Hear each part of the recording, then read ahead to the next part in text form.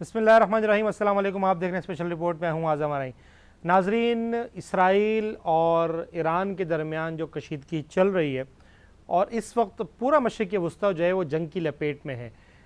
अल्हम्दुलिल्लाह ईरान ने इसराइल की आंखों में आंखें डालकर जो पैगाम दिया है कि उम्मत मुस्लिमा इस तरफ एक है और पाकिस्तान ने भी उसका खुलकर जो है वो उसका साथ दिया है ईरान का।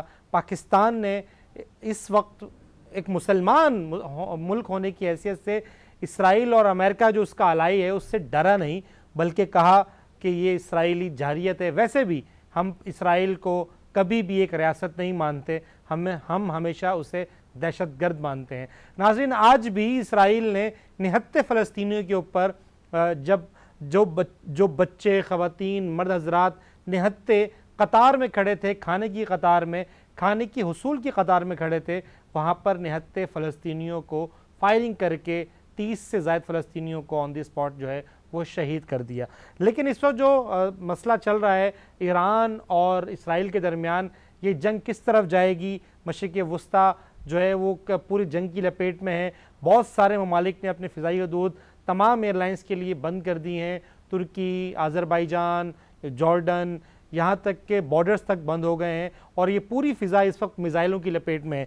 इसी पर बात करने के लिए हमारे साथ टेलीफोन लाइन पर मेजर रिटायर्ड नदीम शेख साहब, दिफाई तजियाकार हैं, मौजूद हैं। बहुत शुक्रिया नदीम शेख साहब प्रोग्राम में टाइम देने के लिए। अस्सलाम वालेकुम।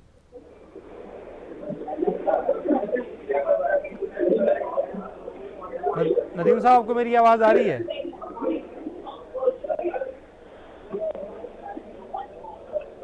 नदीम साहब, आपके पीछे शोर बहुत आ रहा है। हम कोशिश करेंगे आपसे दोबारा राब्ता जो है वो बहाल करने की कोशिश करेंगे। अच्छा नाजरीन, ये जो इस वक्त पूरी कशीदगी चल रही है, लेकिन हर रात ईरान जो है वो बड़ी हिम्मत दिखाकर, क्योंकि इसराइल के सामने ईरान ने घुटने नहीं टेके और एक अजीम कौम ईरान जो है उसने इसराइल को आंखें में आंखें डालकर बताया कि हम जिंदा कौम है, अगर तुम हमारी तरफ मैली आंख से देखोगे तो हम तुम्हें नहीं छोड़ेंगे। ईरान के सुप्रीम लीडर जो आयतुल्लाह खामनाई हैं वो भी यही कहते हैं कि ये आप कौन होते हैं, हम आपके इसराइल को तबाह बर्बाद कर देंगे। अमेरिका कौन होता है हमारे जौहरी प्रोग्राम के बारे में जानने वाले, आप होते कौन हैं, आपकी हैसियत क्या है, आपकी औकात क्या है। ईरान ने तो अमेरिका को भी उसकी औकात याद दिला दी और हर रात वो पूरे इसराइल के जो है सर पर एक खौफ मंडलाता है। पूरे इसराइल में एक सुबह का समा होता है जब वहाँ पर आग के गोले बरसते हैं और आवाज़ होती है अल्लाह अकबर और आवाज़ होती है नस्रुम मिनल्लाह फतहुन करीब। और पूरे इसराइल, एक बुज़दिल कौम है इसराइल, यहूदी एक बुज़दिल जो है ना वो कौम है और यकीनन वो बंकर्स में छुपे हैं। उनको निहत्ते फ़लस्तीनी अब याद आते होंगे जब उनकी अपनी कसीरुल मंजिला इमारतें खंडरात में तब्दील होती नज़र आ रही होंगी, जब उनको अपनी गाड़ियाँ नजर आतिश होती नज़र आ रही होंगी, जब उनको अपना साजो सामान छोड़कर बंकर्स में भागना पड़ रहा होगा, तो उन्हें निहत्ते फ़लस्तीनी याद आ रहे होंगे। उन्होंने समझ रहे थे कि ये गज़ा है या ये फ़लस्तीन है, जब हम ईरान से पंगा लेंगे और ईरान हमें कुछ नहीं कहेगा या ईरान हमें उसका जवाब नहीं देगा। लेकिन उनको पता नहीं है कि ये ईरान एक अजीम कौम है और कभी भी इन्होंने किसी से भी शिकस्त नहीं खाई, चाहे वो जंग आपसी हो, चाहे वो जंग किसी बाहर वाले से हो, कभी भी ईरान ने शिकस्त नहीं खाई और इस बार भी इंशाअल्लाह ईरान शिकस्त नहीं खाएगा। पाकिस्तान और तकरीबन मुस्लिम ममालिक ईरान के साथ खड़े हैं, बल्कि मुसलमान ममालिक के साथ साथ चाइना और रशिया भी इसराइली जारियत के ऊपर जो है वो बात कर रहे हैं और उन्हें कंडम कर रहे हैं कि ये क्या तरीका है कि आप किसी भी रात में उठें और किसी भी मुल्क में जाके बमबारी शुरू कर दें। नदीम साहब से हमारा राब्ता दोबारा बहाल हो चुका है। मेरे साहब, आपको मेरी आवाज़ आ रही है? अस्सलाम वालेकुम। जी जी, आ रही। वालेकुम सलाम। अच्छा मेरे साहब, मशरिक़ वस्ता में इस वक्त जंग की सूरत हाल है, ये जंग किस तरफ जाएगी? क्योंकि ईरान भी हार मानने को तैयार नहीं है और इसराइल भी हार मानने को तैयार नहीं है। लेकिन डोनाल्ड ट्रंप साहब कहते हैं कि मैं कोशिश करूंगा कि इसमें मैं सालिसी का किरदार अदा करूं और सीज़ फायर की तरफ लेकर जाऊं। लेकिन दूसरी तरफ वो कहते हैं कि अगर मुझे इस जंग में कूदना पड़ा तो मैं अपनों को बचाने के लिए इस जंग में कूदूंगा। तो आपकी क्या राय है इस बारे में कि ये जंग सीज़ फायर की तरफ जाएगी या मज़ीद फैलेगी? देखिए, इसके दोनों चांसेस हैं और जिस तरह से आप ट्रंप साहब को जानते हैं, इसराइल अगर जो भी कार्रवाई कर रहा है इस वक्त, वो किसकी शय पे कर रहा है ये भी आपको पता है। तो ये जंग बिल्कुल फैल सकती है, और जहां इनको लगा अमेरिका को किसी तरह से इनको नहीं कूदने देना चाहिए, और किसी तरह जो है वो ईरान को, अमेरिका को उससे दूर रखना चाहिए। इस जंग से कोई ऐसी बात नहीं करनी चाहिए जिससे अमेरिका को मौका मिले इस जंग में कूदने का, कोई फॉल्स फ्लैग ऑपरेशन ना हो जाए। तो ये जंग बढ़ जाएगी अगर अमेरिका कूद गया, क्योंकि जो इनकी ईरान की जो एयर है, यानी जो फजाइया है, वो बिल्कुल आप समझ लें कि इफेक्टिव नहीं है, और वो इनका प्रेशर जो है वो सस्टेन नहीं कर सकेगी, और एयर सुपीरियरिटी आसानी के साथ जो है ये ले लेंगे जो भी इसके ऊपर इस तरह से अगर पहुंच जाते हैं, हमला करते हैं। तो अमेरिका टेक्नोलॉजी में बहुत आगे है, लेकिन अगर इन्होंने कोई एश्योरेंस करा दी कि भाई हम डील करना चाहते हैं, हम बात करना चाहते हैं अमेरिका से भी, और ये इजराइल के साथ भी हम बात करना चाहते हैं, तो शायद ये फिर थम जाए कुछ अर्से के लिए। और यही टैक्टिकल होनी चाहिए कि किसी तरह से ईरान को चाहिए कि इस जंग को रुकवाए, और जो दूसरे प्लेयर्स हैं जो फील्ड के बाहर है उनको भी चाहिए कि वो किसी तरह रुकवाए इस जंग को। जैसे चाइना है, रशिया है, सऊदी अरब है, ये बड़ा अहम रोल प्ले कर सकते हैं। नहीं, इस तरह एक तरफ तो वो जंगबंदी की बातें कर रहे हैं, एक तरफ उन्होंने अपने जो है वो जो दिफाई सिस्टम है वो भी यूक्रेन से उन्होंने मंगवा कर इस तरफ भेज दिए हैं। दूसरी तरफ उन्होंने बहरी बेड़ा भी रवाना कर दिया है। बरतानिया कह रहे हैं कि हम जो है वो अपने जहाज़ और फौजी दस्ते जो है वो हम, और मिसाइल्स भी हम इसराइल को देंगे और इसराइल की तरफ वो भेज रहे हैं। तो ये जंग का जो माहौल है, इस एक तरफ ईरान अकेला है और एक तरफ ये शदीद टेक्नोलॉजी से लेस और बहुत बड़ी क़ुव्वतें जो हैं वो ईरान के ख़िलाफ़ खड़ी हो रही हैं। तो क्या ईरान का साथ देने के लिए कुछ क़ुव्वतें इस तरफ से खड़ी होंगी? देखिए, मुझे नहीं लगता कि कोई भी खड़ा होगा, लेकिन चांस ये है कि इनको किसी तरह से चाइना को अपने साथ मिलाना चाहिए। अगर तो अल्लाह के बाद चाइना इनके साथ मिल गया, रशिया मुश्किल है, चाइना अगर मिल गया तो फिर शायद ये कोई बचत हो जाएगी। अदरवाइज मुझे ये लगता है कि इन्होंने फैसला कर लिया है कि ईरान को जिस तरह से ये शाम, लीबिया, इराक का हाल किया है इन्होंने, तो एयर से जो है ये करेंगे। ग्राउंड अटैक तो उस पर पॉसिबल नहीं है, और ईरान को अब कोशिश कर सकता है कि स्ट्रेट ऑफ हॉर्मज़ जो है उस पर कोई इफेक्ट आए और इनकी सप्लाई चेन डिस्टर्ब हो, तो हो सकता है ये सीज फायर के लिए राजी हो जाएं। वरना मुझे जो लग रही है, जो मुझे मेरी अपनी ज़ाती राय अगर आप लेंगे, तो मुझे ये लगता है कि इन्होंने फैसला कर लिया है और इनको आइडिया हो गया कि ईरान की एयरफोर्स नहीं है, और ये जो है ना ईरान को ये बिल्कुल रिजीम चेंज भी करेंगे, और ये उसको बिल्कुल न्यूक्लियर जो है ना वो उसका रोल बैक करेंगे। अच्छा, सबको मालूम है कि ईरान के पास ज़ाहिर एक फ़िज़ाई ताकत नहीं है। उनके जो एयरक्राफ्ट हैं वो बहुत पुराने टेक्नोलॉजी वाले एयरक्राफ्ट हैं, और उनके पास कोई इतनी ख़ास ताकत नहीं है एयर डिफेंस के लिए, और ना ही कोई जहाज़ है इस तरह के जो इनके F-35 जैसे जहाज़ों का मुकाबला कर सकें। उनका एयर डिफेंस सिस्टम भी कोई इतना खासा काम नहीं कर रहा जिस तरह करना चाहिए। लेकिन अगर हम बात करें इसराइल की, मेजर साहब, तो वहाँ पर आपने देखा कि 300 से ज़ायद बैलिस्टिक मिज़ाइल जो है वो इसराइल की सरहद के अंदर, यानी कि इसराइल के शहरों में तल अवीव और हीफा के ऊपर गिरे। बहुत सारी फौजी तनसीबात को नुकसान पहुंचा।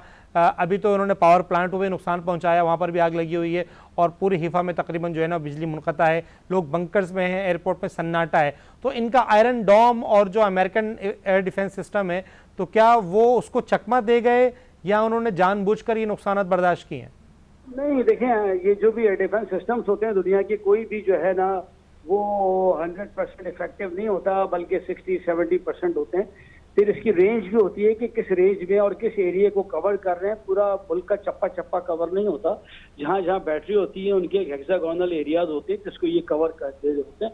जहाँ तक उनकी उस एरिया में रडार की रेंज होती है, मिसाइल की रेंज होती है, उस एरिया में कोई चीज़ आती है, उस हाइट के ऊपर कोई आती है, तो फिर ये फायर होता है ऑटोमेटिक।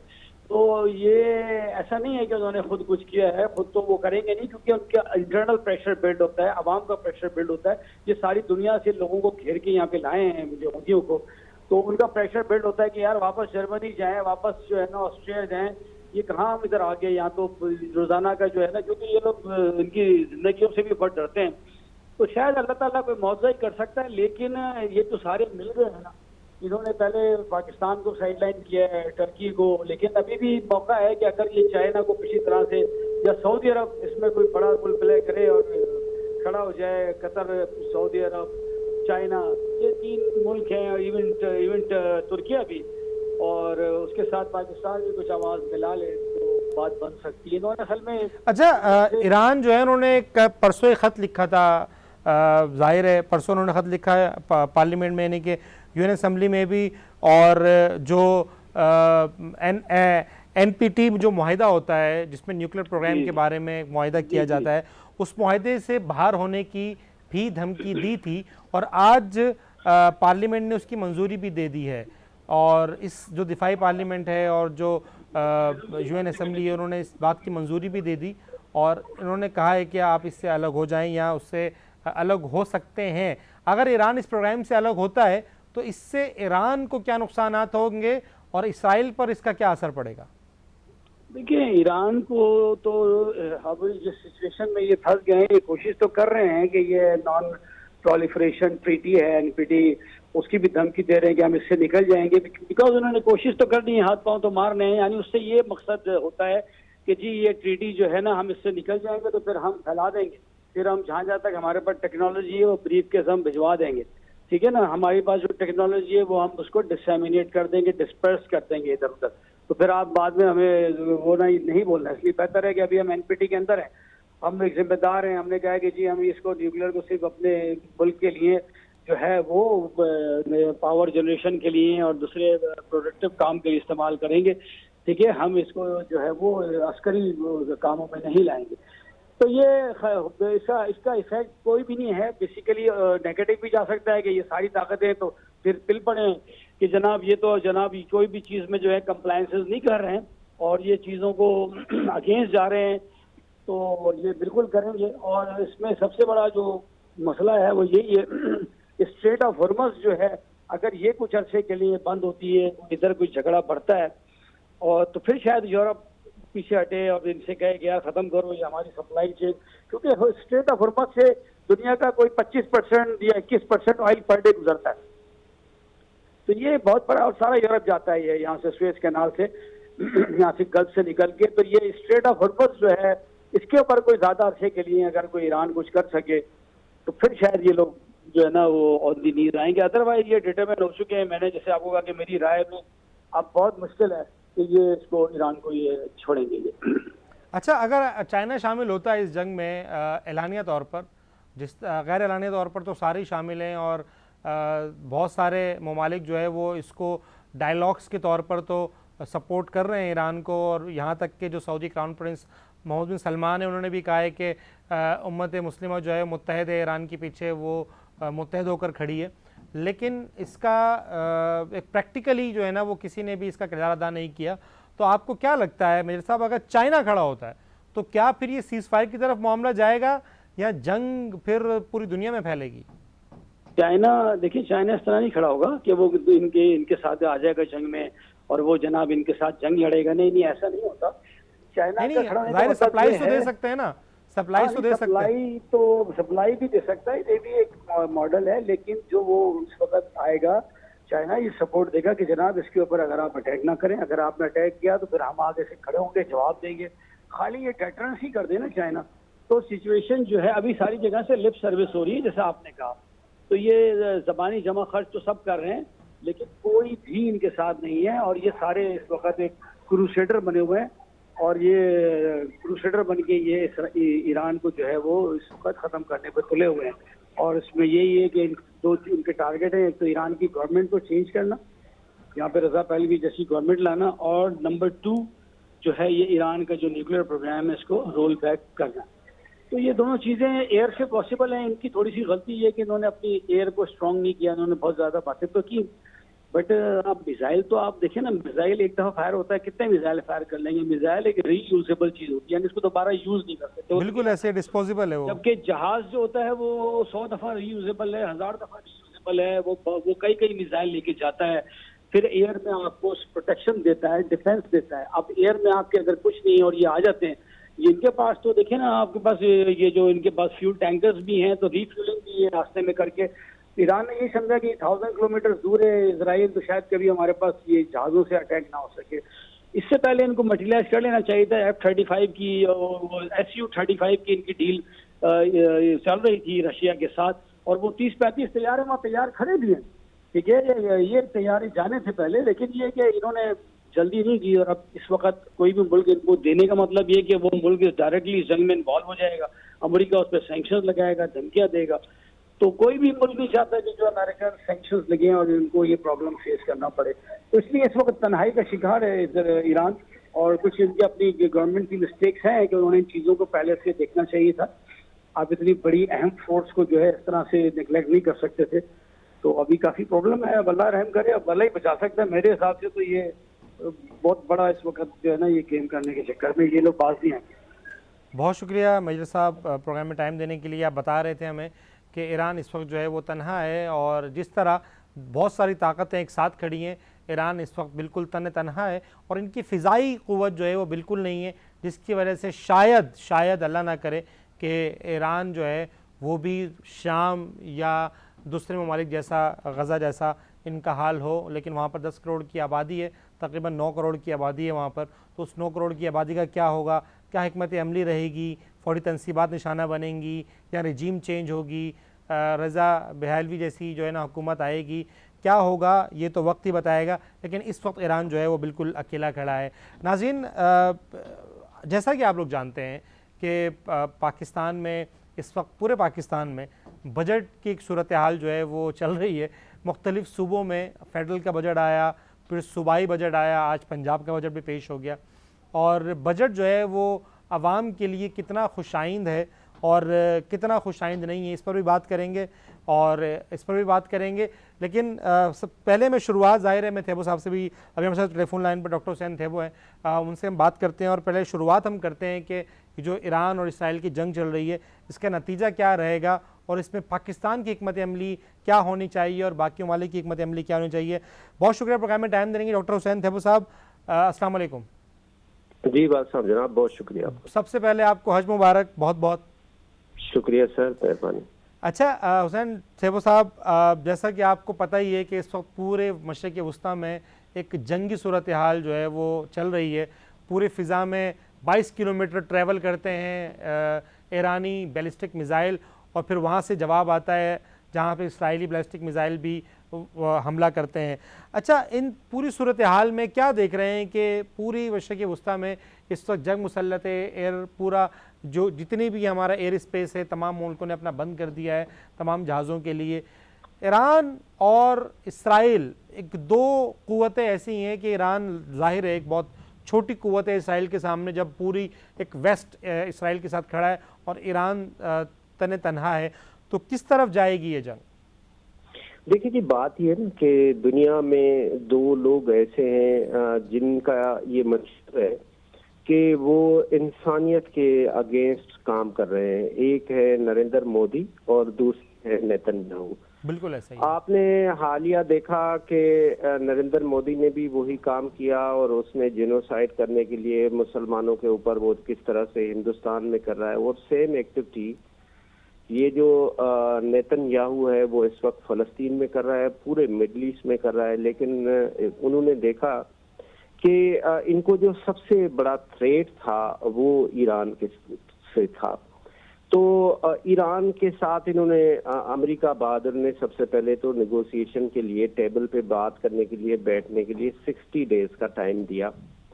उसमें 5 टॉक हुए, लेकिन उसकी कोई कंक्लूजन ना निकली। जबकि उनका कहना यह है कि ईरान जो है वो न्यूक्लियर टेक्नोलॉजी बना रहा है। ईरान कहता है कि मैं इसमें बिलीव नहीं रखता कि कोई ऐसी टेक्नोलॉजी बनाई जाए जो इंसानियत के खिलाफ हो, और ये हम जो कुछ भी कर रहे हैं ये सिर्फ और सिर्फ हम इसकी कॉज के लिए कर रहे हैं कि हम अपना एनर्जी क्रिएट करें।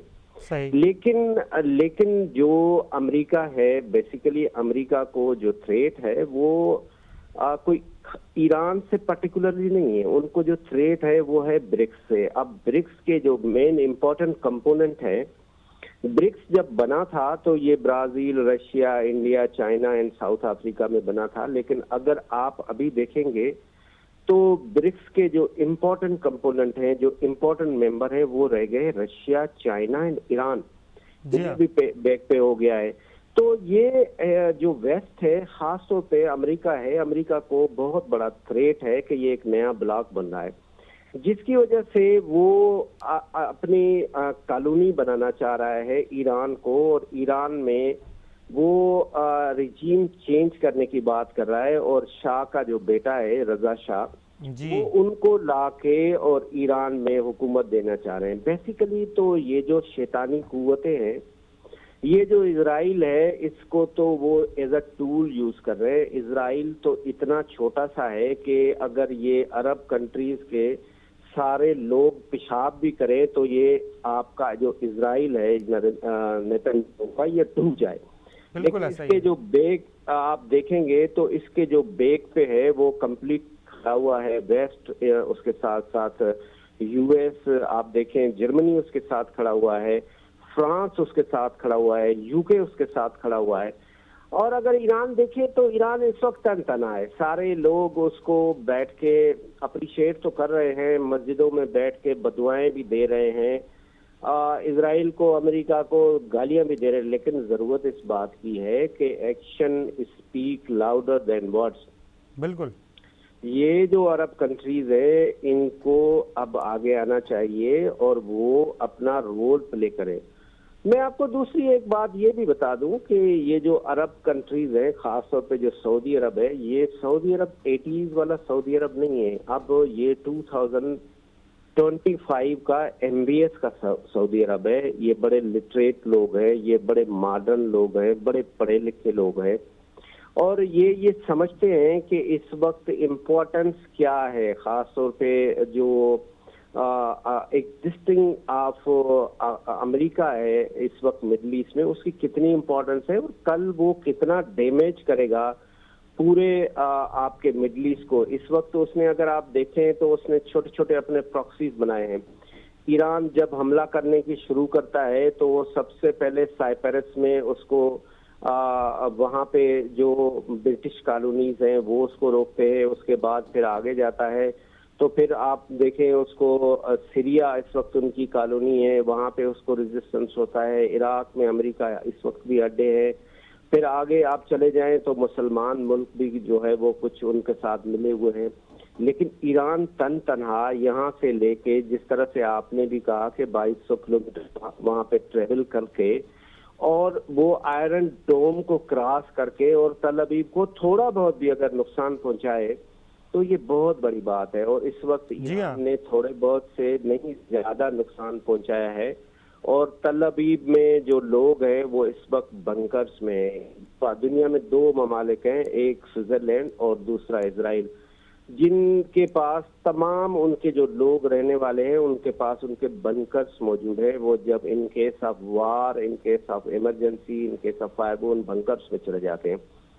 तो वो कब तक उन बंकर्स में रहेंगे और कब तक अपने आप को बचाते रहेंगे? देखें, ईरान का सर्वाइवल का मसला है। जी जी जी। ईरान की जब आप अगर आप एग्जिस्टेंशियल थ्रेट ले आएंगे, ईरान को आप सांस बंद कर देंगे, तो फिर ईरान क्या करेगा? ईरान वही करेगा जो उसके पास इस वक्त न्यूक्लियर टेक्नोलॉजी के अवेलेबिलिटी है। बिकॉज ये जो न्यूक्लियर वेपन है, ये जो न्यूक्लियर यूरेनियम का प्रोसेस है, ये तो 60s में सबसे पहले अमेरिका ने खुद ईरान को दिया ना, जब शाह की हुकूमत थी 60s में, 70s में। ये अमेरिका खुद, अपनी अमेरिका की शाह के दौर में ये ईरान एक कॉलोनी था और वो अमेरिका खुद बनाता था। फिर 80s में आके खुमैनी दौर में इसको बंद किया गया था।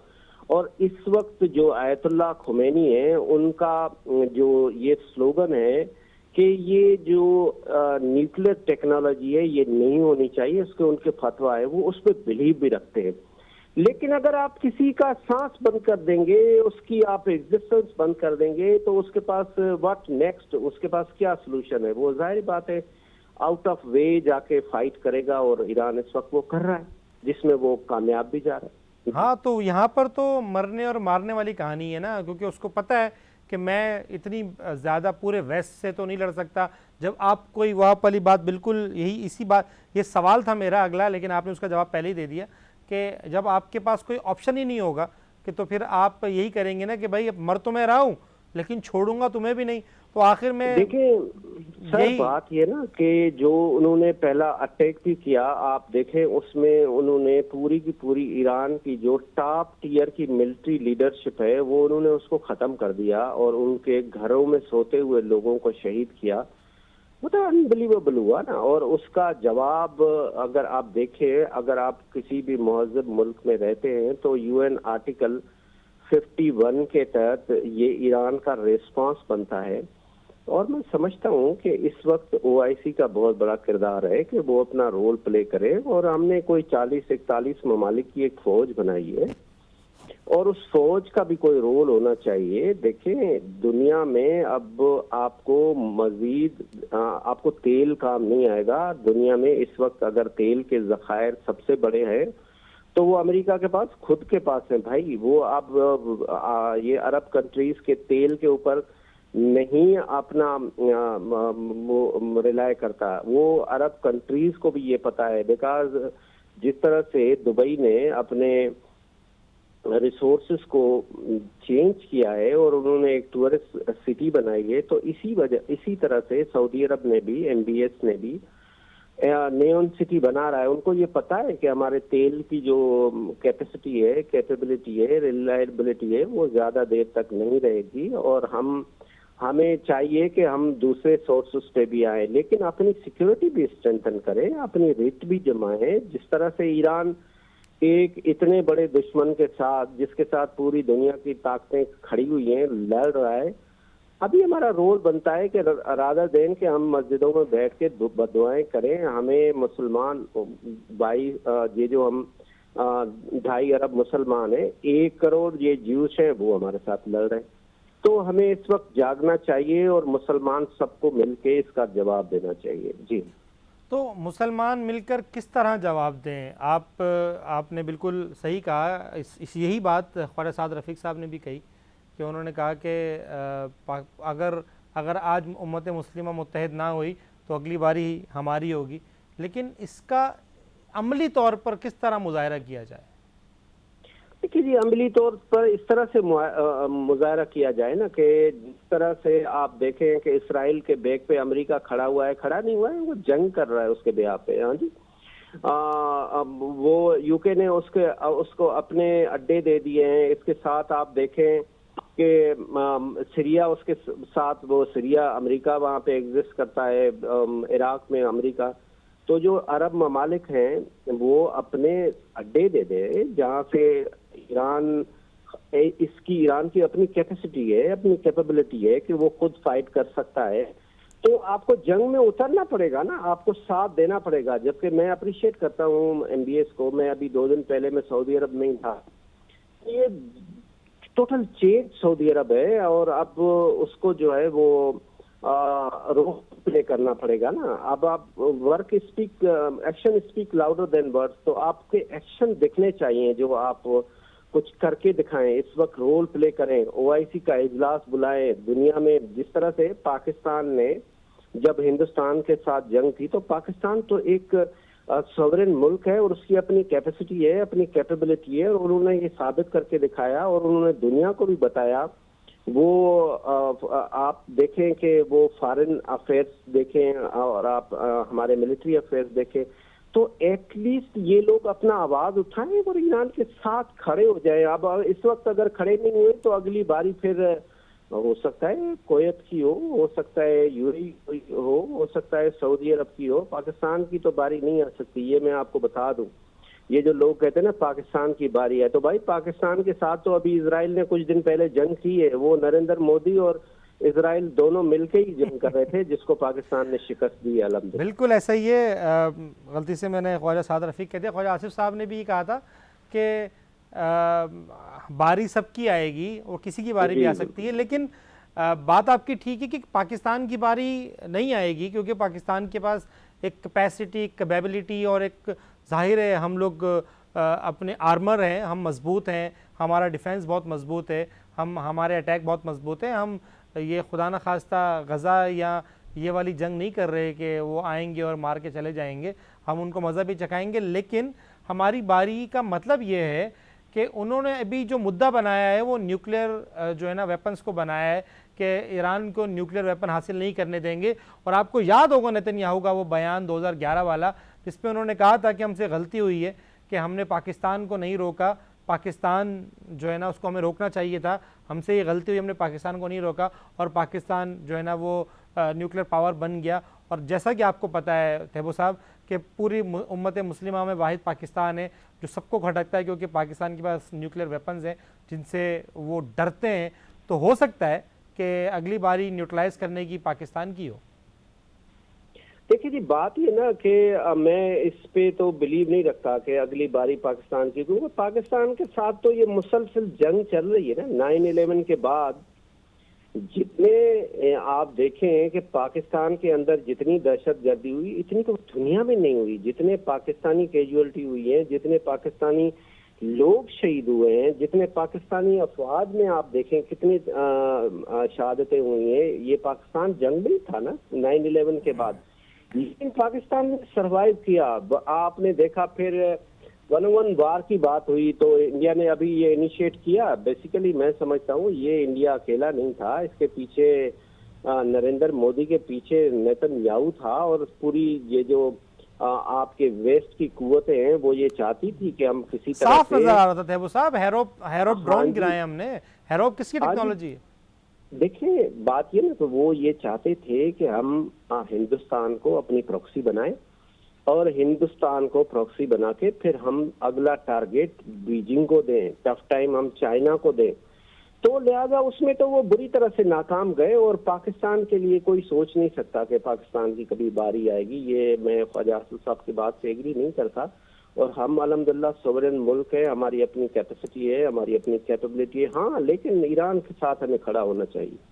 सिर्फ इतनी बातों तक नहीं है कि हम उनको खड़े होकर यहूदियों को यहाँ बैठ के गालियां दें और मस्जिदों में बददुआएं करें, नहीं, इससे थोड़ा सा एक स्टेप आगे आना पड़ेगा। अच्छा चलें, ये तो हमने इंटरनेशनल जंगों की बात कर ली, थोड़ा सा पाकिस्तान की तरफ आते हैं। थेबो साहब, कुछ आखिरी सवालात हैं मेरे, एक दो।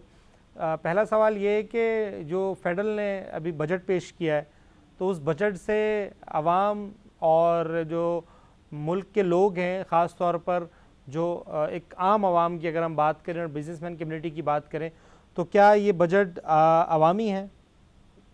देखिए बात ये ना, ये तो सर जब भी बजट आता है ना तो मैं तो कभी भी ऐसा नहीं देखा है कि जो लोग उसको अप्रिशिएट करें, और गवर्नमेंट हमेशा ही कहती है कि ये अवामी बजट है। मैं समझता हूँ इसमें कुछ सिल्वर लाइनिंग है जो हमारे बिजनेस को बूस्ट कर सकता है, जो हमारे ओवरसीज पाकिस्तानियों के लिए कुछ फैसिलिटी क्रिएट करेगी और आगे चल के हमें इसका फायदा होगा। अल्हम्दुलिल्लाह इस वक्त जो हमारी इकानमी है वो स्टेबल है। सबसे पहली बात तो ये है कि हम इकोनॉमिकली स्टेबल हैं, जिसकी वजह से हमें थोड़ा सा ट्रेड में फायदा होगा। अगर हम एक्सपोर्ट $50 बिलियन तक कर लेते हैं जो गवर्नमेंट ने टारगेट्स बनाए हैं तो हमें हमारे लिए बहुत अच्छी बात होगी। लेकिन दूसरी बात, ये जो फाइलर 9 फाइलर वाले ये जो गैम्बलिंग कर रहे हैं, ये जो गोरख धंधा है ना, इसको हमें रिव्यू करना पड़ेगा। और ये जो FBI को इतने ज्यादा अख्तियारात देते हैं जो जाके बिजनेसमैन के ऑफिस के दरवाजे पे बैठ जाते हैं, ये बड़ा डिफिकल्ट है। फिर इस तरह से कोई बिजनेस कर नहीं सकेगा, क्योंकि दुनिया भर में बिजनेसेस ऐसे नहीं होते हैं, वो ई सिस्टम के थ्रू होते हैं। तो इसको रिव्यू करना पड़ेगा। लेकिन मेरे हिसाब से बजट बेहतर है। अब बात अगर आप करते हैं तो फिर पॉइंट टू पॉइंट फिर आपका पूरा प्रोग्राम उस पर आ जाएगा। लेकिन मेरा आखिर में ये है कि हमें होप फॉर द बेस्ट रखना चाहिए। बहुत शुक्रिया हुसैन देव साहब, हम प्रोग्राम में टाइम दे रहे थे और आपने बहुत एक डिटेल में हमें पूरी सूरत हाल से आगाह किया। और आप बिल्कुल इत्तेफाक नहीं करते ख्वाजा आसिफ साहब की बात से कि हमारी बारी आएगी, क्योंकि हमारे अंदर कैपेसिटी, कैपेबिलिटी और हमारी फोर्सेस जो हैं वो बहुत मजबूत हैं।